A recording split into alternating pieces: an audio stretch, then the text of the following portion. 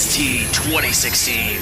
This is interviews, music reviews, and more. This is The Hodder Show. What is up, everybody? We are rolling out of here today on episode 394 of The Hodder Show. I hope you guys are doing absolutely fantastic. Thank you so very much for tuning in and clicking that play button on today's episode of the podcast. We have an awesome episode for you here today. As I try to have every single episode of The Hodder Show, I sit down with Timothy John Bolton, who is the vocalist of badass Toronto-based post-hardcore hard rock band Conversation. And this is a really fantastic, wide-ranging conversation. We talk all about, of course, his start with music and influences and joining the band and the band forming. But also, we talk about his writing process. We talk about kind of being in the current state of this resurgence of post-hardcore and heavier music that we're seeing. And just how awesome it is, really, just to be honest. And then also just being a part of the music scene. And you hear us talk about some past alumni of The Hodder Show and some friends of the show. So really great conversation. Timothy was so candid at talking about his personal experiences and how that relates to his lyric writing and how he performs in the band. And it's a really fantastic story and great conversation. So I hope that you guys enjoy it. I know I enjoyed having the conversation with Timothy. And I look forward to doing it again sometime. Now, if you are hearing my voice, be sure to follow Conversation on all social media platforms because they are getting ready to embark on a spring tour, basically all over North America, including a bunch of dates in the US, starting on April 11th in Barrie. So take a second, check out their Facebook page, social medias, and websites to see where they're playing, if they're playing somewhere near you. They're playing in Seattle, Portland, Chicago, Detroit, Indianapolis, and then obviously all over Canada as well, including heading to, Alberta, Saskatchewan, all over the place. So it's going to be a great time.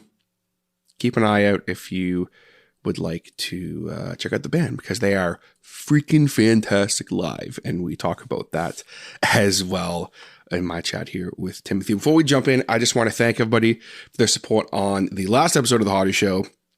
Another session with my buddy, Dr. Torment. I do apologize for the lack of episodes over the last basically month at this point.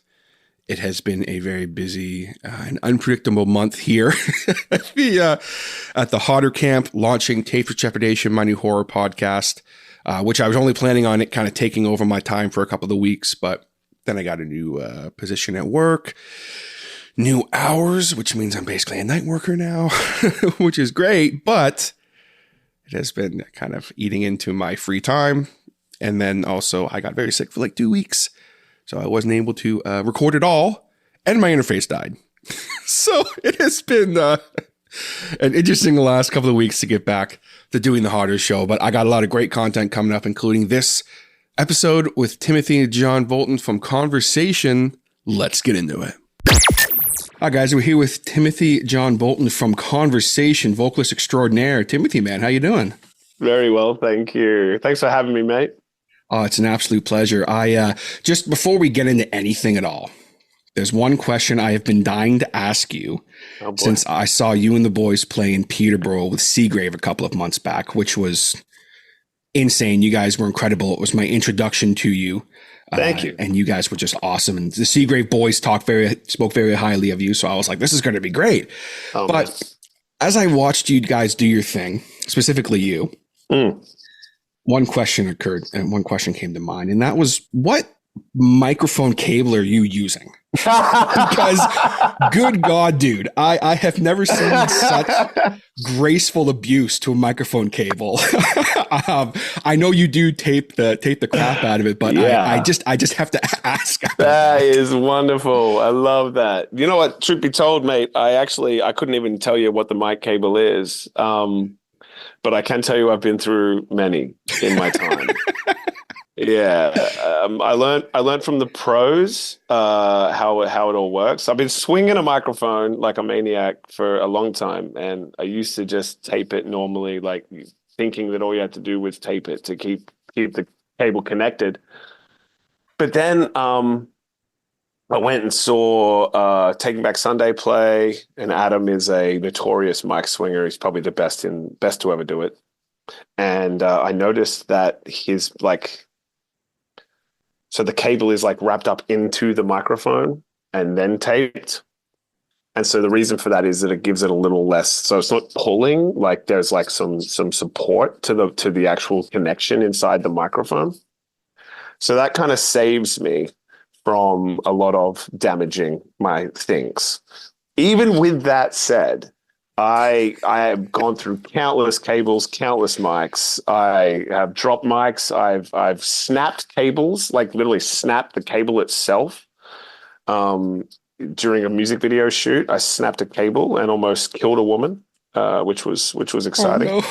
Yeah, because when you're swinging a microphone at full pelt and the mic just takes off, like it's basically like it's a weapon. But luckily, no one's been seriously hurt during the time. knock on wood. Knock on wood. Knock on wood as we speak. Yes. That was my next question, because I was watching and I'm just like I was looking, okay, like he's got it nice and wrapped up and then it's taped up really well. So I'm like, okay, but I'm like, geez, still, like that's damn it. Yeah. It's like people say that, vocalists don't have to spend much money on gear, but I replace mics and cables more often than you'd think. And, and the goal is to just, I've been doing it a long time now. So the goal is just not to hit anybody with it. But you can, if you were talking to Eric or Jason in the band, they both have stories of either very close shaves or straight up smacks. Oh, gosh. At different times. I was going to ask this a little later on in the chat, but just since we're on the topic, watching you guys on stage, especially you and Eric, I assume you guys have been playing together for a while, because you just have that, because even Eric's and Jason's stage presence are also wild in the best way, especially Eric. It's like I'm watching as a fan, just like, oh, he's gonna smack him in the face. But it wasn't even like, I think there was maybe one close call the whole show, and it was like you were like so subtle, and I was like, oh God. So I have to imagine you guys have been playing together for a long time. Yeah, Eric and I we've known each other now for, let me quickly do the math here, almost 20 years. And we've been best friends for most of that. He is my true brother, and I love him to death. Even when I want to shake him, which is quite often. And we've been doing this between us for a very, very long time. So we've gotten to know each other, and we know how to dance on stage. Which is I kind of love that about us as a live band, because it is controlled chaos when we play live. Jason, when he joined the band, it was exactly the same thing. That kid was jumping off walls. He was just he was a rag doll on fire. And you have to learn how to have your wits about you at all times. And at this point, we've gotten pretty good at it. Yeah, absolutely. Especially when seeing you guys have that type of performance, especially when following a band like Seagrave, who are just the polar opposite of what you guys are. And it's just like, they're just beating the crowd into submission. And then it's like, okay, now it's like, hey, now here's another band. You just kind of like, shit. Yeah. So yeah, have that kind of performance was just, it's a whole different type of performance in the best way. Yeah. I love Seagrave. That was the first time we played with those guys. We met them that night. It's always funny when you meet a band. Like I hadn't had a chance. We were on tour when we met them, so I hadn't even had a chance to check them out yet. And so I met them at the venue, and they were all just darlings and lovely people. And I was like, what kind of music do you guys make? They're like hardcore. I was like, okay, cool. But I mean, that's a broad spectrum when you say hardcore. And then I saw them live, and I was like, oh, okay. Like, you're melting my face. Like, this is the heaviest thing I've ever heard in my life. And then they get off stage, and you're like, great show. And they're like, thanks, man. And I'm like, yeah, they're all just sweethearts. I love it. Yeah, the juxtaposition between like, and then just like total darlings afterwards was absolutely wonderful. So I can't say enough lovely things about those guys. But Conversation has always tried to walk the line of like, high energy, aggression, but also, melodic performance. And when it comes to our live show, I've always thought of it as, yeah, very much kind of like a dance. Like if you're watching it live, it should just be just everything happening all at once and somehow graceful and somehow insane, and coordinated yet complete chaos at the same time. Which I think we're starting to be able to, really, really shape and really make sense, which is great. That's, I think, the best way I would describe seeing that was just like I said, it's almost like oh, okay, wait a minute. Oh, but then also you're like, the music is so, there's moments where it's very much that post-hardcore kind of metalcore emo, dare I say, era of like the 2000s era of music where, there's melody, there's heaviness, there's groove, there's heavy guitars and bass. Like you kind of have a little bit of everything. So it very much flows and you can enjoy the music and kind of dance to it. But then also you're just sitting staring at the stage because it's very much like a dance. For you personally, you mentioned a couple of bands in that statement they were talking about, like Taking Back Sunday and that. How did this whole musical journey start for you, man? What was some of the bands that you first heard that got you to want to play music? Yeah, so I grew up in Australia, and the whole scene, emo, post-hardcore movement didn't hit Oz when I was there. I moved to Canada in my 20s, to the west coast of Canada, and that's when I first discovered all this type of music that we're talking about. I was living in Victoria, British Columbia, and I was lucky enough to connect with a particular fella who was a self-defined emo kid. And I was like, I don't know what that means. But actually, it was more Australian. It was, I don't know what that means. And and he was like, all right, come in here, Grasshopper, and kind of put me under his wing and started showing me this music. And it was The Used, it was Taking Back Sunday, it was Finch, it was At the Drive-In, it was Glassjaw, it was Alexis on Fire, it was Monine. Like I got started with some absolute bangers, AFI, like all these bands that were just, starting to be bands that people cared about, but were still on their earlier albums, most of them. And I just remember hearing, I think it was probably Finch. That was a band that the first time I heard them, I was literally like, I don't know what this is. I can't define it, but I want to do this. And that was the absolute starting point. And it's just bubbled and built from there. And next thing you know, it was just like, I was obsessed. It was everything every day, all at once.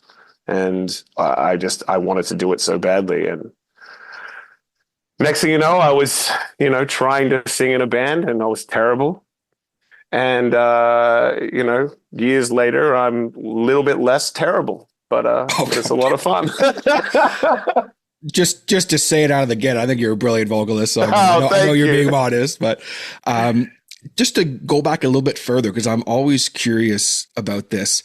What was some of the music you were listening to, like in the very early days of life, that you can remember hearing? And what was the music scene like in Australia when you were there before you moved? So you mean like what music was it when I when I was growing up? Mm-hmm. Okay. I mean, if in you my can house, remember like absolutely. Some of that first stuff. Yeah, man. So in my household, it was like my parents had a great vinyl collection, but it was mainly like, we're talking Led Zeppelin, Black Sabbath, The Doors, The Beatles, lots of Beatles. And then early Michael Jackson, which I was absolutely obsessed with, like Off the Wall and Thriller were just huge albums for me. And I used to put those vinyls on and make my parents watch while I did a performance to the album. That's awesome. Yeah. And this is when my mom says that she was like, I think he's got a future in this. She was like, he's kind of that's all he wants to do is perform. And then in high school, it quickly turned into grunge. So then it was, more like Nirvana, Pearl Jam kind of stuff. And then it moved quickly into like Tool and Incubus But the big one for me when it came to songwriting and when I really started to fall in love with what it meant to be a musician was actually an artist called Jeff Buckley. And Jeff Buckley, I don't know if you know him, but he's much more of like a romantic. Mm-hmm. And the music is truly based in the idea of love and being in love and expressing yourself very honestly and earnestly. And I remember the first time I heard it, it was like, oh, okay. So like, I think for me, it was an awakening to the level of like, you don't have to be tough to make music, you know? And I think that was a huge turning point for me when it came to understanding music in a different way. And I think I still take that into my music today. There's very much an honesty to what you guys do, and specifically the lyrics. Like there's that level of honesty, and you can start to see as you're talking, I'm kind of like, oh, okay, I can see where all this is coming from. And it's like, okay, the performance side of things and then lyrical, like it really starts to come together to form this package of what you are as a vocalist and a frontman, and then the band itself, of course. Yeah, thank you. That's actually a really wonderful compliment to me because from day one, when conversations started, we said the one thing that this has to be is honest. We're not trying to be something else. We can't come into this being like, let's be this. It's like, let's just be honest. Let's just be exactly what we are. And even like be honest with ourselves and not be scared of that. Like, and so that we still take that into everything we do now, you know? It's not, let's try to be this because it's cool. Let's try to be this because it's what's the trend right now. It's always, let's just be honest with ourselves and hope that people can see that in what we do. Especially when you guys first started, or at least when this core bit of the band, it was around 2015, I believe, when you guys formed this kind of era of the band and really started to hone in on what you were doing. At that time period, just for the sake of ease, let's call it like kind of that emo post-hardcore genre, was kind of in a weird spot. But then now, fast forward to 2024, and it's the resurgence that is happening right now it's very real. Yes. And, you know, it's got to be cool to see for you guys. It is. It's very cool. It's funny you should say that because it's one of those things where so many people, you know, we'd have meetings with management or we'd have meetings with labels and stuff like that. And they're like, this isn't what's happening right now. You guys should try this. You guys should try this. And I remember always having that belief of like, it's coming around, guys, you know, you just have to be honest to yourself. The music industry will come to you in the right time. You just have to stay true to yourselves and stay honest with yourselves. And, you know, so it is vindicating to see, you know, the emo resurgence and, you know, even the post-hardcore resurgence, you know, like seeing bands like Angel Dust playing at Coachella. I'm like, that's a fucking hardcore band. Yeah. I was like Coachella? I was like, yes, wow, that's awesome. So, you know, it is nuts, but you know, there's definitely been some days when you're like, geez, like it's a bit hard out here right now, but that's music in general, right? Mm-hmm. Well, if you're not looking to do it the hard way, then you're in the wrong industry. Exactly. And there's something to be said for, I say this so many times on the podcast, like if you're not creating art that is true to you as a person and that you love and that you enjoy doing, what's the point? What's the point? Like it's just, oh yeah, we're going to write this song that's going to do really well at radio. Okay, cool. Then you got to play that song for the rest of your life. Yeah. And it's just like, oh, I hate this song, but we got to play it. Okay, yeah, all right. It's like, dude, great. Why would you do that? Yeah. There's an authenticity to you, and you can feel it from artists when they love what they do. And you know exactly what we're saying. If you keep at it and you love it, you know the world will catch on, or the world won't catch on. But in the end, you still loved what you did, and that's kind of the belief you've got to go into it with. That has to be your ethos. And you know, we gravitate towards other bands that are the same. You know, when we were talking about the bands that we were talking about earlier, and even in, you know, bands that we've become friends with, and when people come to our shows, after a show, if there is any comment, it's like, you guys look like you love what you're doing. Yeah. And that alone is such a massive compliment for me and for the guys, because, being on stage and doing this in front of people is the, that 30 to 40 minutes is the time when you really feel alive. And there's something to be said for a band like yourself who, you've been doing this now for a little while.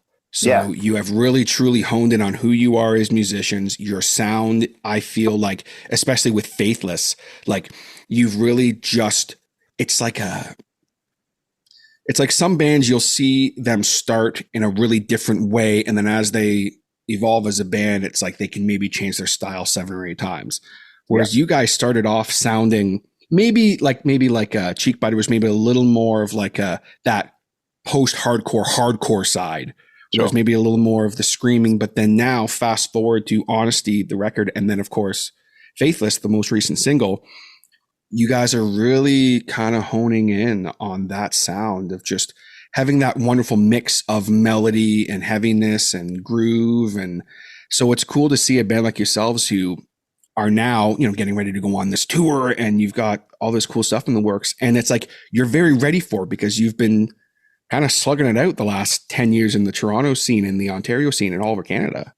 Yeah, it's so, especially when it comes to writing, some people, it's funny you should say this, because I know so many musicians in my life, and then they'll be like, oh, well, we tried for 18 months and it didn't really work, so we quit. And I'm like, well, what went wrong? And they're like, well, it was like we were struggling to write songs. I'm like, it's like when you're trying to put 4 or 5 people together to write music, it is a struggle, because everyone has their own ideas, and trying to find that compromise and that harmony amongst that many musicians it's not easy. It very rarely is easy, and it does take work and it does take time. And as you're saying, with Conversation, you can hear it as you progress through our catalog, that we're now getting to a point where we've worked together for long enough that the music feels a little more nuanced to be a conversation song, which I love. I think that's absolutely wonderful. I'm proud of everything we've ever done, but the stuff that we've been releasing lately has been amazing, and the stuff we're about to release is, I just can't tell you how excited all 4 of us are for the new music that we're working on now. That's awesome to hear, man. Because like you mentioned, like, a band who's like, say 18 months and they're like, we're going to call it a day because we haven't made it yet. Like the amount of, we were talking a little bit about this before we started, like the amount of similarities between, I hate using this word, but like the content creation game, like, what I do compared to what you guys do in the music world. There are so many similarities when you are at this point in your career. Like even myself, it hasn't been quite 10 years, but I've been about 8.5 now. Yeah. That you're just, so long as you're doing what you love and you're honest with yourself, and that is a different type of success to me. And that's what I always say to people. If you love what you do, you're honest and you have fun, that's awesome. But then also, I have had many people over the years like, hey man, I'm going to start a podcast. Can you help me out? Like, yeah, sure. Of course. And then 3 months later, it's like, oh, hey man, I'm not on the top 100 chart on Apple, so I'm going to call it a day. And I'm like, dude, like what? Yeah. Manage your expectations. Yeah. Jesus. Yeah, totally. Yeah, it's awesome. It's kind of like, you have to kind of laugh about it, because it's like, as much as I always hate to see anyone stop doing their art because of that reason. Maybe they were in it for the wrong reasons, right? Like that's the difference. Exactly. I'm lucky enough that I'm in a band with 3 other guys who are in it for the love of it and for the creation of it, and for the idea that this is what sustains them, and that's why we wake up every day. That's why we wake up and do this every day. And you can feel that. And even just listening to you talk about it, you can feel that love of what you do. So I have to ask, when you mentioned earlier about how when you were kind of getting into singing and things of that nature, were you like taking any lessons, or were you just kind of figuring things out every night on stage and in the recording process? I took singing lessons when I was a teenager. Which was massively helpful, to be honest with you. Music theory, like singing theory, is very important when it comes to all the, anchoring and understanding how your body works and breathing and diaphragm and all that stuff. So helpful. Without it, I would not be where I am. Which really helped me to be a singer. But then when I started making music like Conversation, where I'm singing and screaming and I have to be soft and I have to belt and I have to scream, and it can be quite sporadic. I had to reteach myself everything. And for the first couple of years, to be honest with you, I hurt myself a lot. There were many, many days when I lost my voice completely, while I had to find my positions and figure out like the anchoring and learn the mic technique and all that kind of stuff. So it was trial and error for a long time. But luckily at this point, I'm pretty much, got it in the pocket. Touch wood. That's awesome. Because I'm about to go on a month-long tour, let's hope I've got it in the pocket at this point. I was just about to say that, man. I was like, let's hope, because you're going to be in a van for. Yeah, it would not be ideal if I didn't know. So but I am, it is about that. It's about preparation and all that kind of stuff. So luckily I did take some singing lessons in my earlier years in my life because, I wanted to be, Brenna Boyd and Eddie Vedder and all these kind of guys, because they were the cool dudes and I wanted to be a cool dude.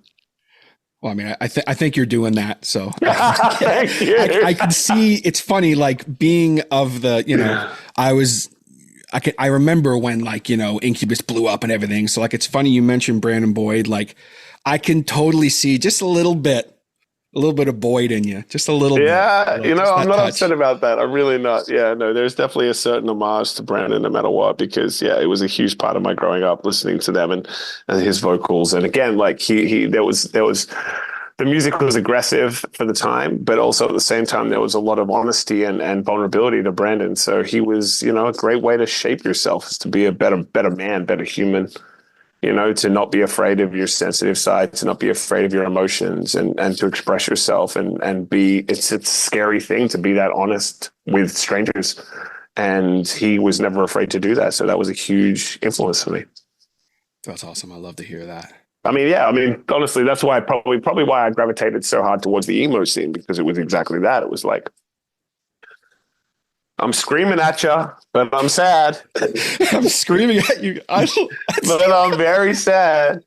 And try to make that poetic, and bada boom, you got yourself an emo song. Got yourself a Conversation song. So what's Conversation as a band? Well, I get really angry and write stuff and then I yell at you. It's like, cool. Yeah. I'm screaming, but I'm sad. Yeah. It's fun. I love that, man. I love it. Yeah. It's like, well, the truth, if we can touch on that, the truth is that there's an incredible catharsis to being able to do that. Writing my music is my therapy in a lot of ways. I go through experiences in my life, and then if I'm able to put them into a song and sing them and scream them out loud, like over and over again, it's a way to work through them. And I feel very grateful that I'm allowed to do that, because I know a lot of people don't have an outlet like I have. And I'm lucky that I've stumbled into this, because it's allowed me to work through a lot of, those harder times in my life, because, a lot of my music is very personal and to specific hardships that I've had in my life, or even, frustrations I have with the world. And to be able to get on stage and scream it out loud as hard as you can from every inch of your body, it's just such a catharsis and such a release. So I feel very grateful for that. Being able to expel that is so important. Excuse me. In Absolutely. Any way, like any kind of, I always say to everyone, like, people need a creative outlet.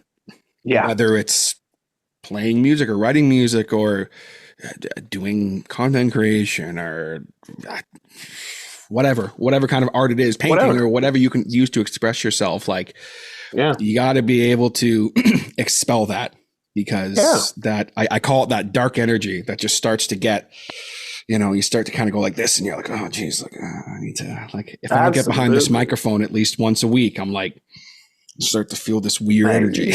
you and me both, dude. Honestly, a few years back, I remember I was on a date with a girl, and she mentioned that she's like, you seem very like very kind of calm and composed and relaxed. And I said, well, that's because I get to scream into a microphone for 3 hours twice a week. And she was like, sorry? And I was like, okay, let me explain. Huh?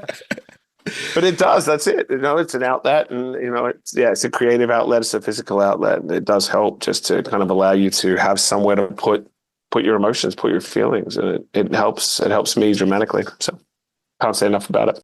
Let's talk a little bit about the journey to starting the conversation. Haha. Right. Sorry. Sorry, I had to make at least one bad conversation joke. That was good. Did you play in any bands while you were in high school, or how did that whole journey to actually forming the band come to be? I played in I played in terrible punk rock bands in high school, like everybody else did. You're just doing your best in your friend's basement or whatever. But none of it really took off. I played in a cover band in Australia, where I played everything from, Counting Crows to Creed to Nickelback. And we played some really fun, like, pubs and stuff in Australia. I actually got punched out on stage by an angry patron who didn't like the song I was singing. So I've got some really cool stories from those days. I have to stop you there and ask, what was the song you were singing? Do you remember? Because that's very specific. Man, I haven't put this on the podcast, but you know what? It should be said. I was singing "With Arms Wide Open" by Creed. Of course it was Creed. That was my guess. I was gonna be like, okay, it's probably a Creed song. So then, okay, what's the one that? So he was it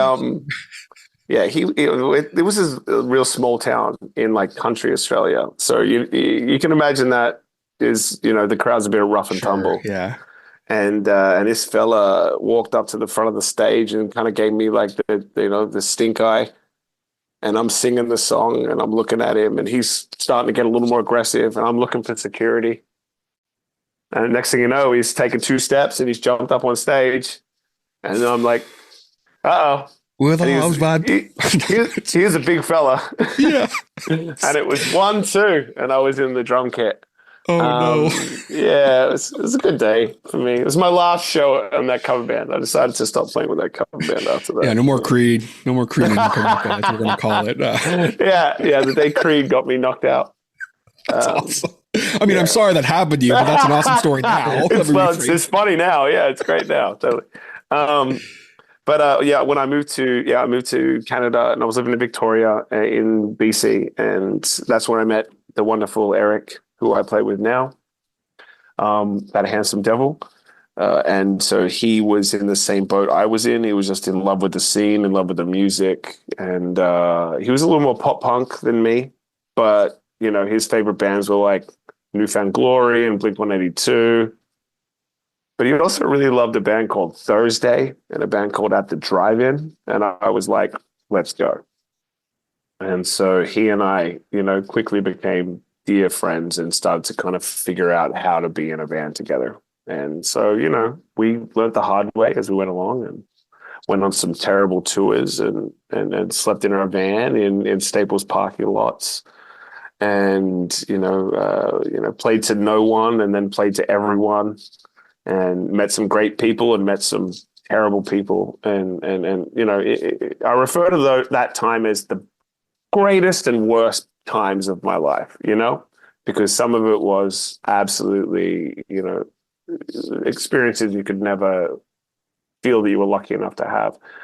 And then other times you were like, why do I do this? I want to die. But that's part of the gig, that's part of the journey. And I moved to Toronto years later because I decided, look, Toronto's the place to be if you want to make music. And Eric was still living in BC. And then I said, hey, dummy, I'm starting it all up again. I've already got Jason on board. You got to get out here. And he was like, no. And then he hung up. Honestly, I think he laughed at me and hung up. And then I called him back and I said, I'm not kidding. Like, come on, mate. Like, you're just hanging out in Victoria. What else are you doing? Come on. And he's like, well, first off, like, I'm living with my girlfriend. I can't afford to move to Toronto. I don't even have like a vehicle that I could get out there with. And I said, okay, great. And I said, I'll send you money, buy a van, drive it across the country and join the band. I hear how insane this sounds when I'm saying it out loud.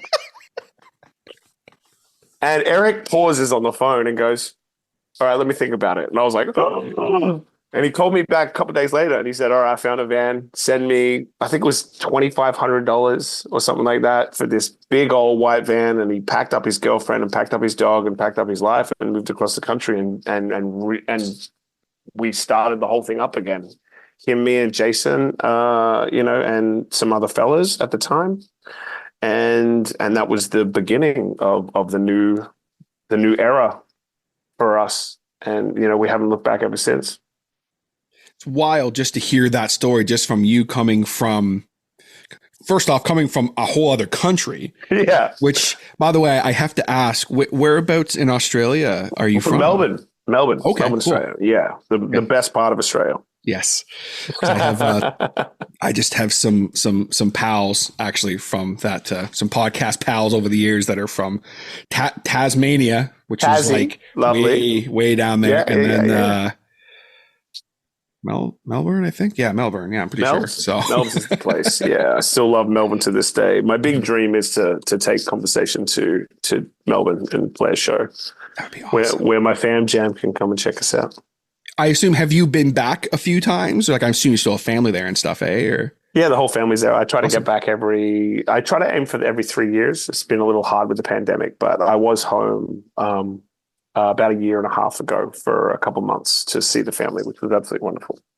Nice, man. That's awesome. Yeah. As far as the kind of like the writing process of the band, how does that generally work? Do you guys all kind of have a say in it? Like, how does that work for you guys?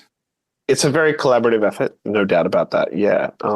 We've always kind of said that even since the beginning of the band was, this has to be for all of us. And if we're going to keep with the idea of it always being honest, we don't want anyone to not feel that they're heard. So, it's usually someone brings an idea to the table, either it's a riff or, maybe they've demoed something by themselves. And then it's a gradual build from there. Of late, with the recent songs we've been writing, Jason and Andrew, our drummer and our guitarist, have been getting together and demoing, the two of them, and coming up with riffs and ideas, and then bringing those and be like, okay, we've got something that we feel is the beginnings of the song. And then they'll bring that to the table and we'll work through it in the room together, either writing together or playing together. Eric has a very one of Eric's greatest talents is that he just has the ability to hear things and be like, okay, this is almost there, but maybe we adjust this to here. And suddenly the whole thing kind of clicks. It starts to, and then you're like, okay, now we're rolling, let's go. And once the song really starts to form and then the skeleton is there, I'll take it and write lyrics and vocals. And from there, we'll start the whole process again. Because at that point, it's like, all right, now it's kind of a song. Let's now make it a song. And then, by the time we hit the studio, we have something that we think is starting to really be, juicy. And then we'll bring Kyle in, our producer. And Kyle will grab it and go, this is good. This needs to be fixed. This is good. These lyrics are dumb, and he'll he's never actually said that. I was going to say, I hope he's this is terrible. No. You're the worst. No, he's never said that. Kyle's an absolute dream. It's abusive, jeez. He hit me a couple of times. No. Every bad take, he just... He's there with a stick. He's hit me with a stick. No, he's there with a mic cable. Just that's really where it comes from. Come on, let's be honest. With the cable. He's like, yeah, I'm using your trick. Look, I'm taping it up. Do better. Like, no, Kyle's a darling. But yeah, so it's a very organic process because it's just from beginning to end. We're all attached to it, and there are good times and bad times when it comes to that because sometimes you butt heads and you battle each other on ideas and. The idea is to always remember that you're all aiming for the same goal, which is to make something fantastic. And, by the end of it, by the time we're finished with it, we always kind of sit back and listen to it and go, wow, I can't believe we did this. That's wicked. As far as for you as a singer and a lyricist, are you someone who, over the years I've talked to vocalists and I find everyone kind of sort of has a different style of writing lyrics. Do you have like a little booklet or a little, I guess a notepad on your phone or whatever that you'll just randomly jot down thoughts throughout the day that you have that could become lyrics? Or are you someone who you have to have the music to kind of paint that picture first before you can attack it lyrically? It's a little bit of both. I until I have to switch onto that part of my mind, I usually don't use it all that much. So it's not as though I'm like wandering along in the daytime and then suddenly I'm like, oh, this is a clever line, and I write it down. That happens rarely. I love it when it does, because that's cool, because you're like, oh, that's actually a pretty sick line and I could be able to use that. Maybe I'm just ranting about something and something comes out of my mouth and I'm like, oh, that's pretty poignant. I should remember that. And then I'll scribble that down, usually on my phone. And it will just be something like song idea 24. And then I'll read back on it 2 days later and be like, what was I even talking about? What is song 24? What is happening here? What's this? Trees in the wind? What am I talking about? In the moment, it made perfect sense. Perfect sense, yeah. But once we start to actually like have music written, that's when like I'll kind of create, like open up that part of myself where I'm like, all right, time to get creative again, trying to really feel feelings and start to allow myself to be more creative and more poetic. So for the last songs we wrote, like sometimes, so let me just preface this by saying sometimes writing music for me lyrically can be really painful. Sometimes I'm dredging up a lot of emotion, maybe that I've even already processed, that I'm like, okay, you know what? This is the story that this song needs. And sometimes those are things that I don't necessarily want to dive back into, but at the same time, I feel that it's necessary to make the song the greatest song it can be. So I will do it. So sometimes there's a lot of like, I'm tentative to do it because I'm like, this is going to suck. Do you know what I mean? Absolutely. Yeah. So a lot of the time I kind of like, I'm looking forward to it, but at the same time I'm not, because I'm like, this is going to be great when it's finished, but the process is going to be hard. So a lot of our latest songs that we've been writing have very much landed in that category of like, I know I need to write about this because it's going to help me process. It's going to be great for the music. There's going to be so much emotion and catharsis in the songs. But at the same time, this is going to be hard. So by the time the guys had really like demoed out the tracks, they're like, all right, Tim, like, let's get this done. It's like, all right, here we go. And, I would basically sit down with the demos and just listen to them like over and over and over and over, just to try to get myself in the right mindset and the right emotional state. And then it's just about finding the cadence and the melody. And then I allow myself to write freely without any thought. And I do that for a while until something starts to feel thematic. And then after that, I just kind of fine tune. I'll bring it down and be like, okay, what am I really trying to say here? Maybe this line works. Maybe I can build on that one. And then try to find the poetry in it. And then also, make it badass. I like that. You still want those, like those moments, you want those, oh yeah moments. So those hell yeah, brother moments, Yeah. So like the thing, like I can't tell you how excited we are for the new songs we've just been writing, because like they have all of this. They have these moments like lyrically where you're like, oh shit, that guy's going through it. But at the same time, it's also like, that also fucking hits hard. And like, I want to bang my head to it, which is great. Like we want people to be moving their feet, but we also want them to be like, tugging on their heartstrings at the same time. I think it's important to kind of be able to talk about that. Like you've spoken this whole conversation about being open and honest, and that's something that you guys are obviously very important to you. And not to get too personal, but I'm just curious from a creative standpoint. Do you ever find that the times when you do maybe reach back in your personal life to kind of pull something to kind of get in the right headspace for the song, do you find that it can maybe take a little bit of time to kind of get out of that once you're in it, or with the kind of the cathartic process of writing the lyrics, kind of screaming out that feeling, so to speak, do you find that's enough? I'm just curious. That's a great question. If I'm going to talk about the latest experience, like we wrote and recorded 4 new songs a month or so ago, and it took me a while to come out the other end of it, to be honest with you. They were all very personal to me, and some of them I really didn't want to write, but I knew they had to be written. And some of them I put off as long as I could, to the point where it was like Jason was like calling me on the phone being like, we got to get this done, man. Come on, let's go. And I was like, I know, damn it. But it got done.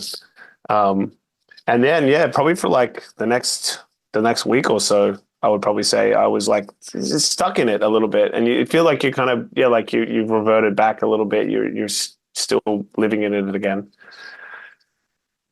But that's part of the process, I guess, in general, like if I want to make something that I feel really proud of and that I feel is really honest and really authentic, then you've got to dig as deep as you need to. And if it takes a little time to come out the other end of that, I think that's probably a good sign that you've done the work. Really created something that's just brutally honest, maybe even some might say maybe to a fault if it affects you in that way, but it's like you can't half-ass honesty. You can't be like, hey, I'm kind of giving you a little bit, but not really. Like you can't half-ass that. Yeah, I struggle with that lyrically with a lot of stuff. Sometimes I write songs and I'll be like, this is well written, or like I like this line, but like it's fluffed. There's not much to it. You know what I mean? And I run into that even lately. And then there's on the opposite side of that is that sometimes my lyrics, I write them and then I think, okay, that fits and that's perfect for this part of the song, but this is very honest. And I have to come to terms with that and be okay with the fact that this is going to be something people are going to listen to. And I have to kind of just accept that part of my life is now out there. So that's the other side of that as well, Like I love being honest in my music, but at the same time, you have to be okay with people knowing certain things about you. If they ever listen and if they ever give a shit, I think it was Howard Jones actually from Killswitch and Light the Torch, Devil, a bunch of other stuff. I think it was something he spoke about the Rose of Sharon, I believe. I could be mistaking that, where it's a very, very personal song about his grandmother. And he says, very similar to what you're saying, where it's like, was I ready to put that out there? And he said, maybe, but he said, what I wasn't ready for was people coming up to me after shows and saying like, oh, you have no idea how much this song means to me. Let me tell you the entire lyrics to your song, Howard. Like, it's just like, it's like, that's the part of it I wasn't ready for. Like, people quoting my words to me. Like, yeah. Well, even when I was listening to your pod with Ev from Judgment, and, he and I are very similar in the fact that our lyrics are always personal to ourselves. And he's written about some heavy stuff for himself.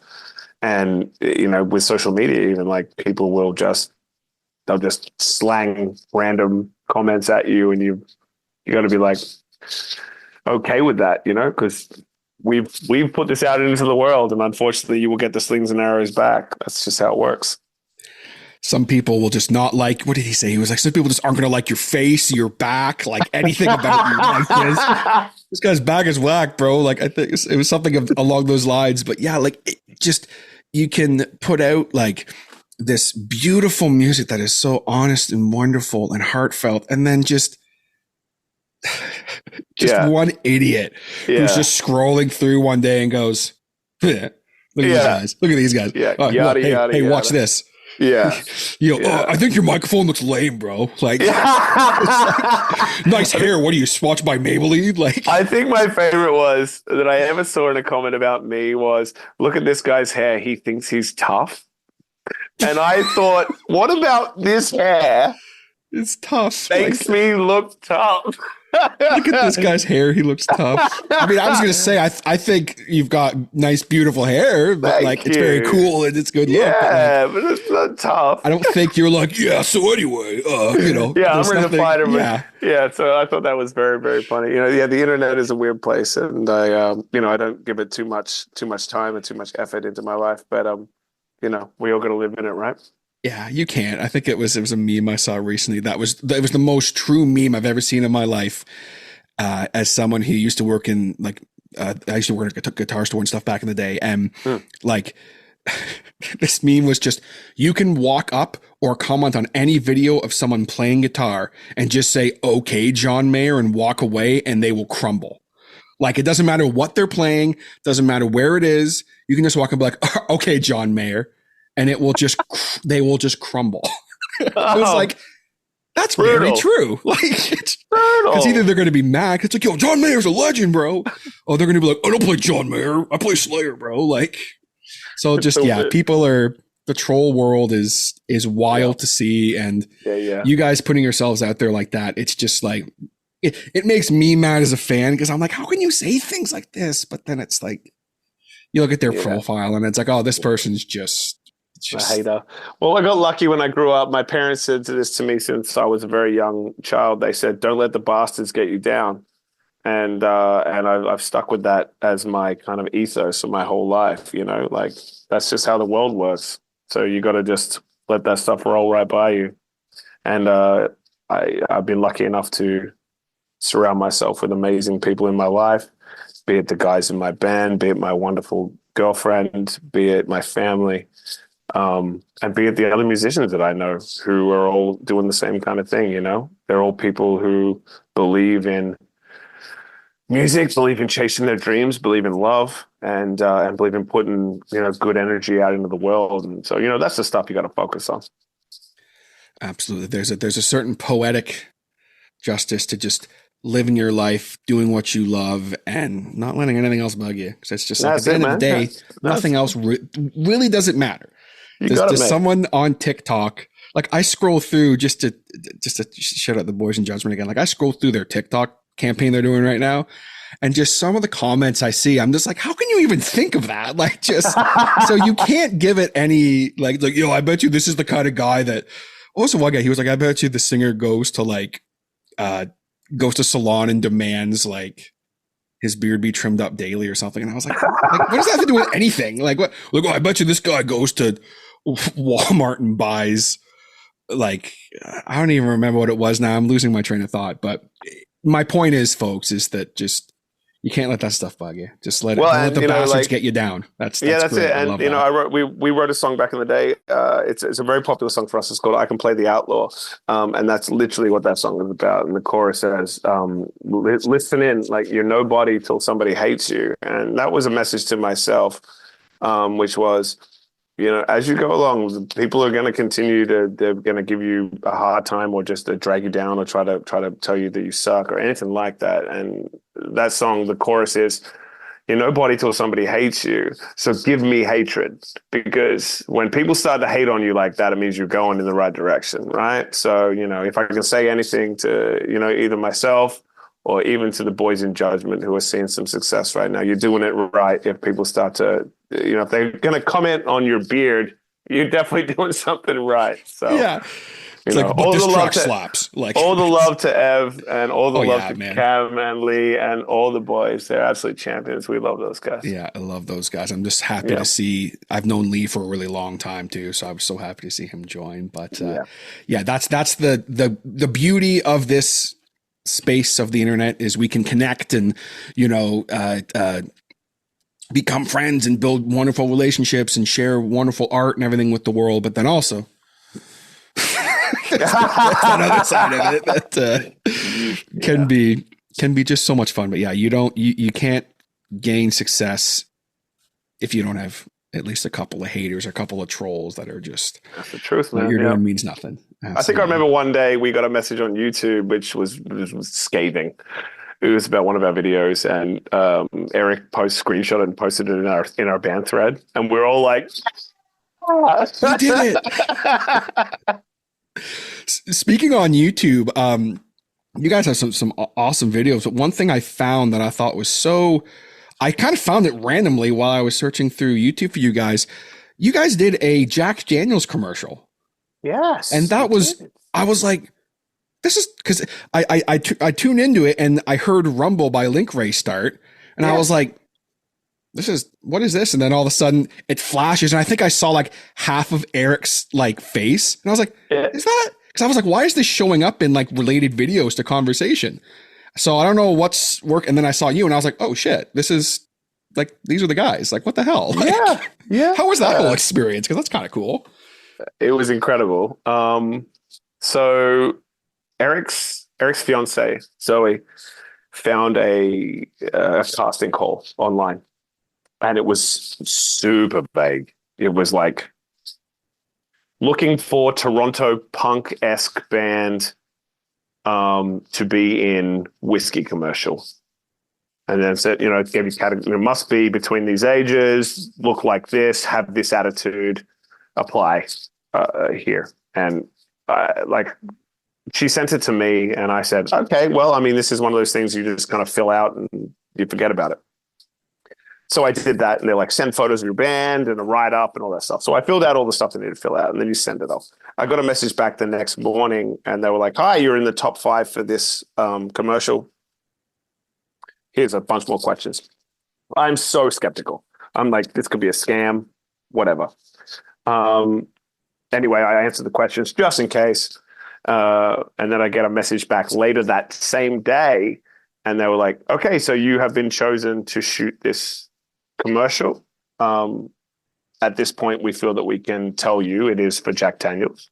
The commercial will be worldwide, and it'll be shot at Lee's Palace in Toronto. And here are all the details. And it was happening 48 hours later. And they're like, you have to be available from here to here. Also, you need to try to bring out a crowd of 100 people. They'll be paid, a certain amount if they show up on the day. It happened, honestly, from beginning to end. It was like 4 days in total between applying and shooting the commercial. Was how quick it happened. It was absolutely wild. And until we were on set, I was still going to the guys being like, this might be fake. I do not know if this is going to be real. Let's see what happens. You're going to show up. There's just some dude sitting there like, welcome to the commercial. We're gonna Exactly. Yeah. Give me your money. What the hell? Yeah. But it was crazy legit. Yeah. So Jack Daniels shot this commercial all through Toronto. We got selected, I think, more or less just because we looked like a rock band. And, it was crazy to be on a set of that size. We brought out a huge crowd. We brought out every friend that we could. They all got paid to be there, which is super rad. And it was the first time we'd ever played on Lee's Palace stage, which was super, super fun. And it was fun to be like, rock stars for a day. And it made it all the way to Australia and played in Australian cinemas. So my parents were going to see a movie, and suddenly I was on the big screen in front of them, and they had no idea, which was really, really cool for me. Dude, that's awesome. Yeah, I had assumed it was a worldwide commercial just because of the way it was presented. I was like, this had to have been. Yeah, it was a massive campaign. Yeah. And I got lucky enough to have friends of mine in Australia and stuff being like, I think I just saw you. I went to see, the new Avengers movie, and I think I saw you on the big screen. I was like, yep, that's me. That's awesome. It had to be very that tough guy hair, man. That definitely, definitely was a big part of it. They're like, look at this guy's hair. You must think he's tough. Let's get this guy. The guy's tough. Yeah. That's awesome. Yeah. What was the reaction to hear? Like, did you guys know the music that was going to be over top of it, or just no? They told us nothing. It was just so random. Like, I was like, really? Rumble by Link Ray is the punk rock band? They kept everything very close to the vest. We knew nothing of the shoot. We played the same song over and over again. We rocked out so hard. We must have done the song like 15 times. Eric, I think he looked like he was going to throw up at one point. He was so tired. And then the crowd was just losing it, freaking out the whole time as well. So we didn't know if they were going to use our music. We didn't know anything like that. They just were like, we'll talk about it later. And then they just never talked to us about it. And so at the end of the day, they kind of just gave us a high five and said, we'll send you a check in the mail. And that was the end of it. Either way, still very cool. And I mean, it paid for our van. So we were really happy to do it. You know what I mean?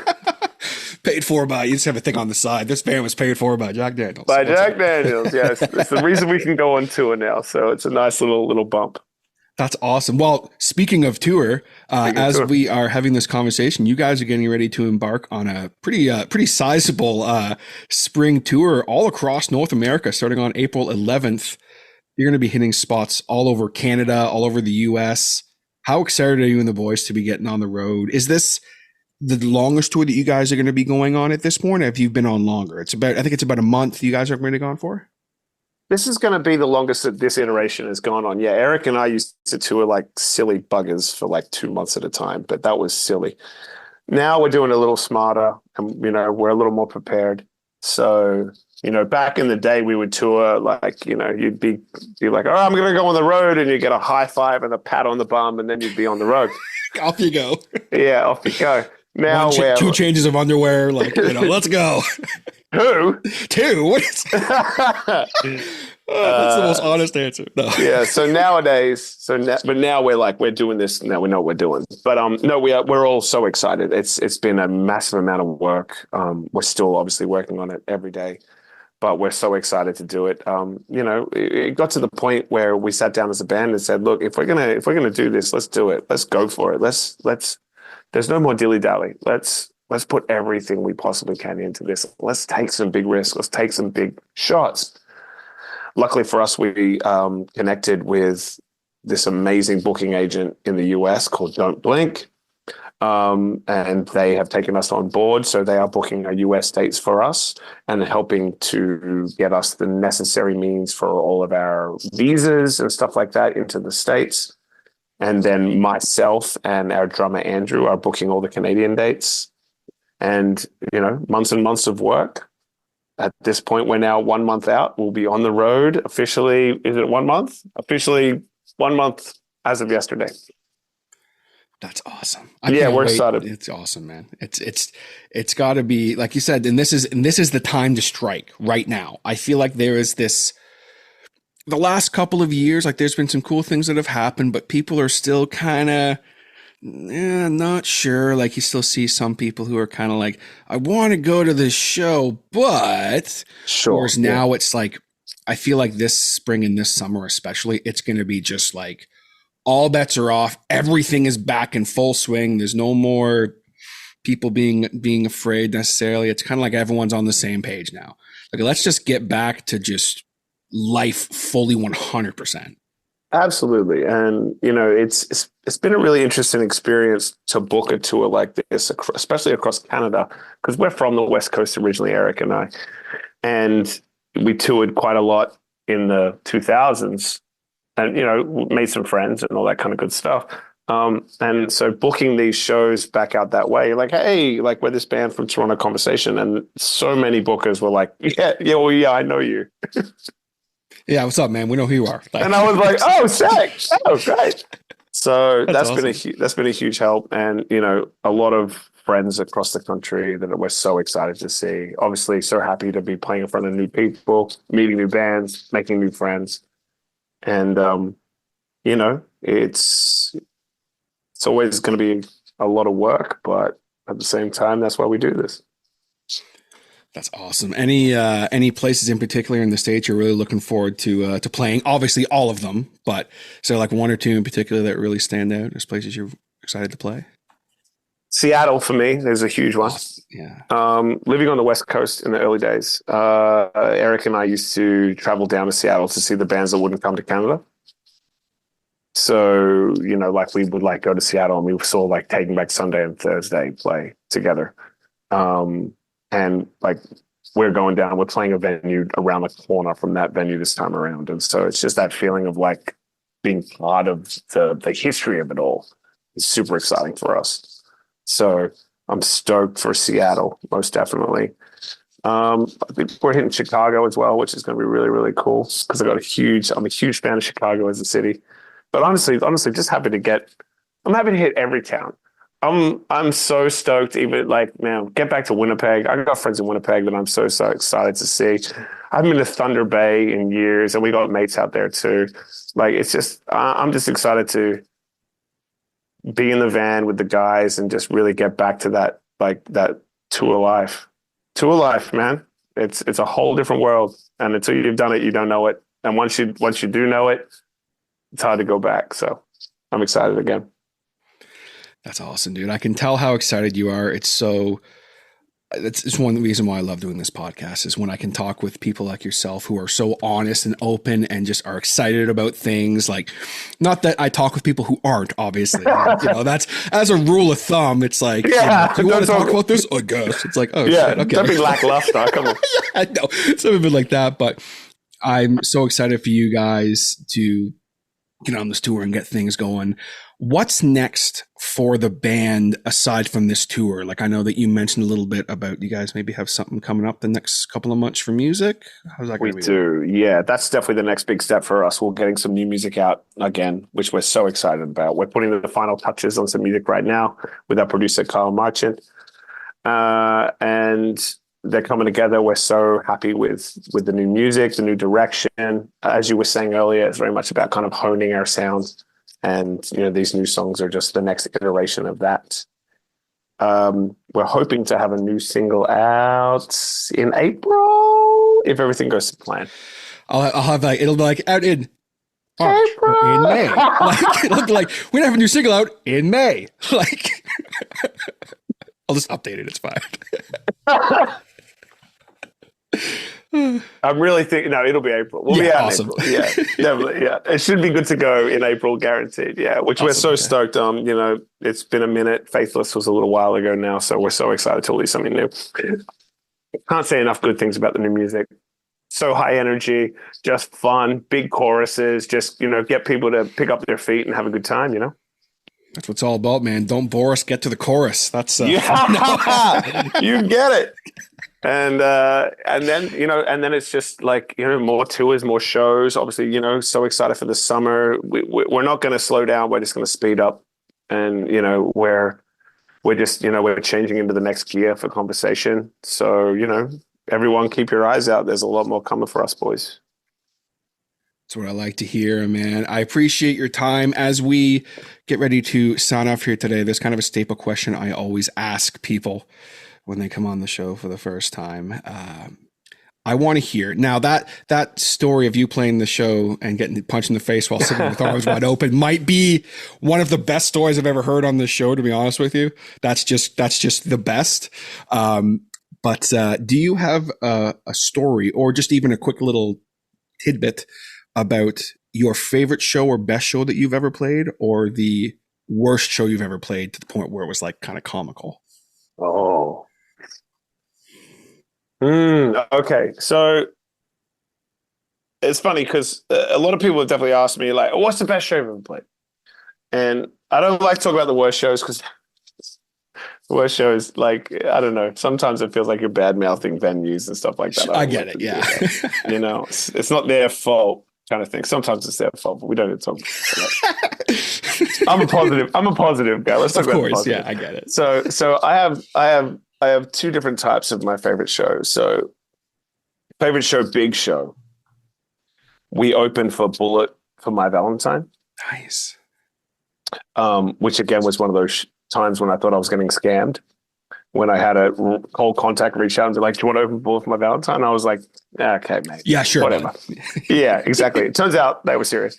And we opened for Bullet at the Phoenix Concert Hall in Toronto, which is, I think it's 1,400 cap. And we were the opening band, and we never played a show that big. That's the biggest show. It's sold out wall to wall. And I just remember walking out on stage, and usually we can walk out on stage and you get to kind of plug in and get set up. The moment we walked down stage, crowd went ballistic. We were like, oh shit. Started playing. Oh, gotta play. So we played immediately. And at that time, we were playing Cheek Biter as our closer, which is a real banger for us. And at that time in our set, what we would do is we'd have this whole build up, this ramp up where I would give this whole speech about people like being in the moment and really like absorbing what was happening in front of them instead of being on their phones and recording. And I get more ramped up. And then at the very end of it, we would stop, dead stop, silence. And I remember standing there in front of 1,500 people in absolute silence, and the crowd was silent, and just giving it a good 20 seconds of just nothingness. Wow. And being like, okay. And then I said, this is our last song. It's called Cheek Biter. And we went, God. And then we popped into the song. And I was like, that's a cool moment. That's awesome. So that was a huge one for me. And in the way of small shows where I'm just so thankful for my friends and who I love to be there, we played the Bovine Sex Club, me and Tio, not too long ago when our previous drummer, Yoda, left the band. It was his last show with us. He was a huge part of the band for a long time. We still love him. Obviously, we love Andrew, who's our new drummer, because he is the absolute fucking hits, and I can't say enough great things about him. But saying goodbye to Yoda was very hard, and he decided that to end the set, he wanted to crowd surf. So he ended our last song and then put his sticks down and jumped over a drum kit and crowd surfed. And I ran back and jumped on the drum kit and banged out the end of the song. So I got to watch while Yoda crowd surfed while I played drums. And that was his last time playing with our band. And that was an absolutely beautiful moment. And, it's just those little moments you have along the way where you're just like so grateful for your friends and your band and your people. And, it's the reason we do this every day. What a send off. That's what a way to kind of close that chapter, so to speak. Just all the drums, and that's awesome. Yeah, love to hear stuff like that. Yeah, mate. Absolutely, sir. All right, Timothy, man. Well, thank you so much for the time, being so candid. It's been a pleasure getting to chat with you. We'll have to link up once some new stuff's coming out. Would love to have you on for a showcase episode or something like that in the future. Man, It'd be a lot of fun. I would love it, dude. It's an absolute pleasure meeting you. You are a true gem. I appreciate that, man. Same to you. And keep that hair looking tough. I will do so. All right, man. Have a great day. All right. Thanks, man. You too. All right. Bye. All right, folks. There you have it. My chat with Timothy John Bolton from Conversation. Really great episode. Very much enjoyed doing that with him. And be sure to go check out Conversation, as I mentioned in the intro and as he talked about. They are embarking on a tour starting on April 11th in Barrie, and they're going all over North America, including the States, and not just the dates I mentioned, by the way, in the intro. That was just a couple I was kind of picking out. They're going all over the place. So if you are listening to this and you are in the States, see if they're playing somewhere near you and go check them out. They're incredible. They're really, really fantastic live band. I can't say enough great things about their performance, and not just like the theatricalness of it and them, dancing around and Eric throwing his bass around and Timothy, whipping his microphone around and stuff like that. Like my first kind of joking question I asked him at the start of the episode, they sound fantastic. They're super tight. Timothy is a fucking incredible vocalist. Just awesome range. Killer screams and cleans. Just, they are very much worth your time. They will thoroughly entertain you, and I'm sure they're going to have a widely successful time on tour. And best of luck to all the guys on tour. Be safe and everything. Have a great time. Thank you very much. If you are listening to this, if you are a fan of the band and you've never heard The Hotter Show, welcome. A lot of great stuff to check out in the archives of The Hotter Show. If you are a fan of Conversation, you'll probably enjoy some of the other bands that I've had on in the past. Recently, I have had a chat with Ev Gallows from Judgment, who, if you like Conversation, you'll probably like Judgment, as well as the boys in Seagrave. I've had on a bunch, which we mentioned them in the episode. So a lot of great bands to go check out that I have had on. And there will be some more great stuff coming up here on The Hotter Show, because I have some things in the works for my next couple of batch of interviews, actually, that are all going to be based around one band. And I'm very, very excited about it, because this band has made a resurgence kind of almost out of nowhere. I had no idea it was happening. And they popped up. They just dropped an EP. It's freaking incredible. I don't want to go too far and spoil things, but let's just say y'all should be very afraid. And check out the EP by Afraid. It's really good. So stay tuned for that. I appreciate all of the support. If you would like to support The Hotter Show a little more, be sure to leave a rating Those always help the show grow. Be sure to follow us on social media with Facebook and Instagram. I do have a Discord server as well. If you would like to join the Discord server, I have a lot of fun over there. And if you would like to go even further in supporting The Harder Show, consider joining The Harder Show Patreon. I'm currently in a little bit of a restructure right now with The Harder Show Patreon, with Tapes Trepidation now being a public podcast. It was formerly only available on The Harder Show Patreon. I'm doing some reformatting. Not sure what is going to come of The Harder Show Patreon, but pretty much everyone there at this point is just supporting because they want to support the show and see the show grow, which, make no mistake, the Patreon support helps so very much in going to cover the production costs of the show and helping the show grow with getting better equipment. Thank God for Patreon, because as I mentioned, my interface died. The interface I'm currently using, I would not have if it was not for the Patreon people. So I don't know if this episode would be out right now if it wasn't for Patreon. So it truly makes such a huge difference.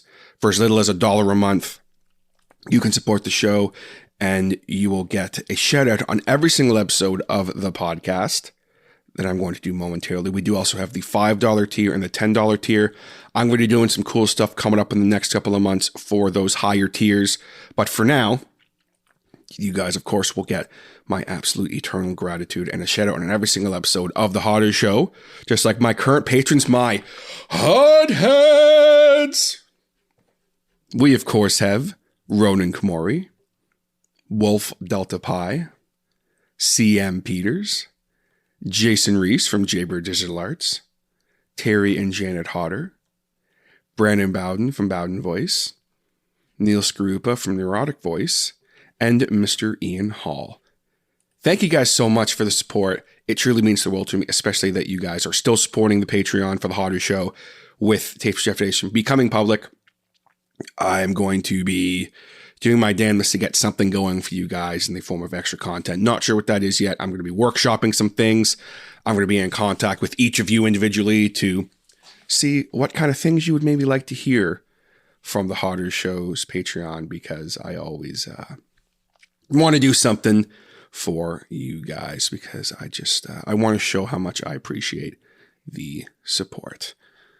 With that, I'm ready to sign off here today. Thank you guys so very much for tuning in. Check out Conversation. They are badass. Stay tuned to their spring tour coming up April 11th. Support them. They're amazing. To all my wrestling fans, enjoy WrestleMania this weekend. I know I will be. And then stay tuned, folks. Got some cool stuff coming here on The Harder Show. Take it easy, guys.